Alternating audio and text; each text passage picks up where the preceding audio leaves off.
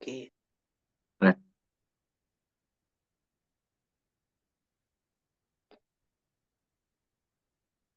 Assalamualaikum warahmatullahi wabarakatuh. Perkenalkan kami di sini akan mempresentasikan hasil dari kerja kami yang berjudul analisis klaster wilayah di Indonesia berdasarkan jumlah kematian dan kesembuhan COVID-19 menggunakan algoritma Cummins dengan anggota yang pertama yaitu Rega Pratama dengan NIM 21 12 20 92. Yang kedua saya sendiri Aditya Edo dengan NIM 21 12 20 98.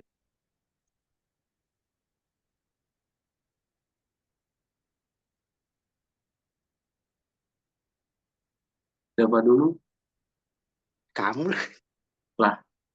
Oh, nyampe sini. Ini nah, teorinya aku contohin satu aja lah. ya, Ntar saya edit dikat sama pendahuluan. Eh, Pandemi COVID-19 telah memberi dampak yang signifikan di seluruh dunia, termasuk di Indonesia. Virus ini menyebabkan masalah kesehatan yang serius dengan tingkat penularan yang tinggi dan dampak beragam di berbagai wilayah. Salah satu aspek penting dalam penanganan pandemi adalah memahami pola penyebaran dan tampaknya berbagai di wilayah untuk mengoptimalkan strategi mitigasi. Selanjutnya, eh, di sini menggunakan algoritma Cummins adalah salah satu metode clustering yang populer digunakan dalam analisis data. Cummins bekerja dengan membagi data ke dalam cluster berdasarkan kemiripan fitur, di mana setiap data point ditempatkan pada cluster dengan centroid terdekat. Langsung saja ke metode penelitiannya. Alur penelitian awal mulai pencarian data, pembersihan data, processing data, permodelan atau modeling, evaluasi model, visualisasi model, dan selesai. Dan di sini terdapat link datasetnya. Pertama, pembersihan dataset atau data cleaning. Data dibersihkan untuk mengatasi nilai yang hilang, hanya kolom yang relevan seperti location, total kematian, total recovery yang dipilih. Processing data.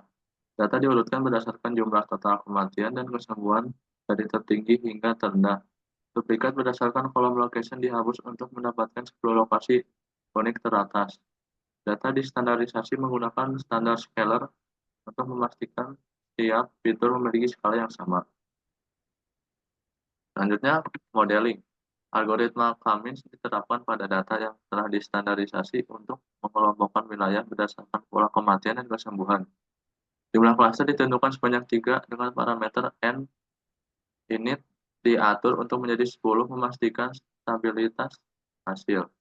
Evaluasi model. Hasil clustering dievaluasi menggunakan silhouette score untuk mengatur berapa baik pengelompok yang dihasilkan. Selanjutnya, visualisasi data. Hasil clustering divisualisasikan menggunakan scatter plot dengan anotasi nama wilayah untuk mempermudah interpretasi. Selanjutnya, dataset sebelum processing pada gambar berikut. Selanjutnya, dataset setelah diprocessing seperti berikut. Selanjutnya, teori.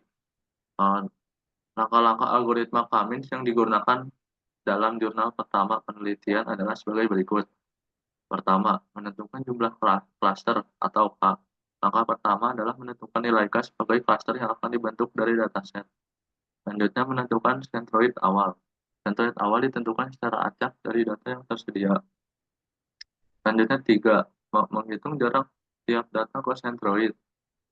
Jarak centroid dan data centroid dihitung menggunakan rumus Euclidean distance. Rumusnya sebagai berikut, di mana D adalah jarak di antara data ke centroid.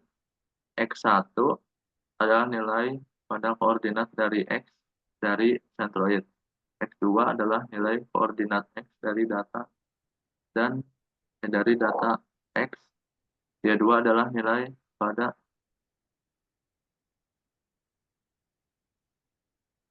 pada koordinat Y dari data. Menentukan centroid. Setelah semua data di-assign ke centroid terdekat, centroid baru ditentukan dengan menghitung rata-rata dari cluster yang sama. Rumusnya seperti berikut, di mana CI adalah centroid baru untuk cluster I, M adalah jumlah data dari cluster I, dan XJ pada cluster I. 5. Mengulangi langkah nomor 3 dan nomor 4 langkah menghitung jarak menentukan centroid diulang hingga tidak ada perubahan lagi pada data antara cluster. Selanjutnya menghitung jarak Euclidean distance. Rumusnya seperti berikut. Menentukan centroid baru dan rumusnya berikut pada jurnal yang pertama. Hasil evaluasi clustering menghasilkan akurasi sebagai berikut dan Davis-Baldwin Index atau DBI yang sebagai berikut. Kesimpulannya, algoritma ini digunakan untuk mengelompokkan jumlah kasus COVID-19 positif, sembuh, dan meninggal di Indonesia pada tanggal 6 Juli. Hasil menunjukkan bahwa 3 cluster memiliki akurasi sekitar 91%. Dan nilai evaluasi Davis-Baldwin Index sebesar 0,4 sekian, yang menunjukkan bahwa kualitas cluster yang baik. Selanjutnya, contoh kasus. Berikut ada perhitungan manual disampel diberikan dalam zona yang pertama. Langkah 1 menentukan titik awal pusat cluster. Cluster pertama Jawa Timur dengan data sekian. Cluster 2 Kalimantan Timur dengan data sekian. Cluster 3 Maluku Utara dengan data sekian. Menghitung jarak titik ke pusat menggunakan rumus Euclidean distance hingga jarak titik pusat, misalnya untuk data pertama sekian yang terdapat pada di sini.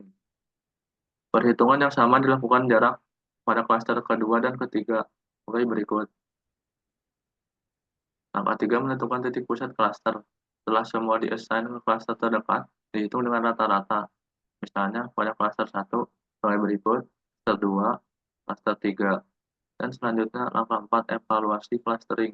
Akurasinya sebagai berikut dan DBI-nya pada berikut. Hasil dari perhitungan DBI ini adalah 0,49 menunjukkan kualitas cluster yang baik. Selanjutnya akan disampaikan oleh teman saya. Selanjutnya yaitu implementasi. Yang pertama yaitu menampilkan data. Di sini kami menggunakan dataset COVID-19 di Indonesia yang kami dapat dari Kakle yang berjumlah lebih dari 150 kolom. Yang kedua yaitu data cleaning. Di data cleaning ini kita memilih 3 kolom yaitu lokasi, total kematian, dan total kesembuhan. Dan desorting selanjutnya menghapus duplikat dan menampilkan 10 lokasi dengan jumlah kematian dan kesembuhan tertinggi. Selanjutnya yaitu pemodelan Cummins. Di pemodelan ini kita menambahkan label cluster ke dalam data frame asli. Selanjutnya yaitu visualisasi data. Di visualisasi data ini kita memplot hasil cluster berdasarkan total kematian, total kesembuhan yang diplot di cluster dan menambahkan antasi nama wilayah pada setiap titik. Selanjutnya yaitu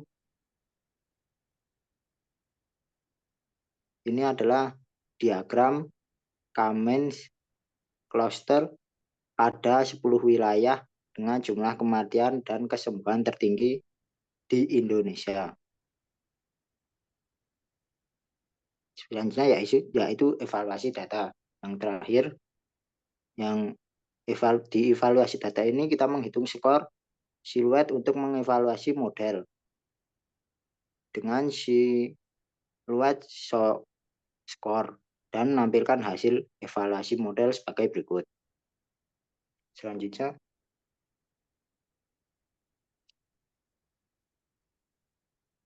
Kesimpulannya, penelitian ini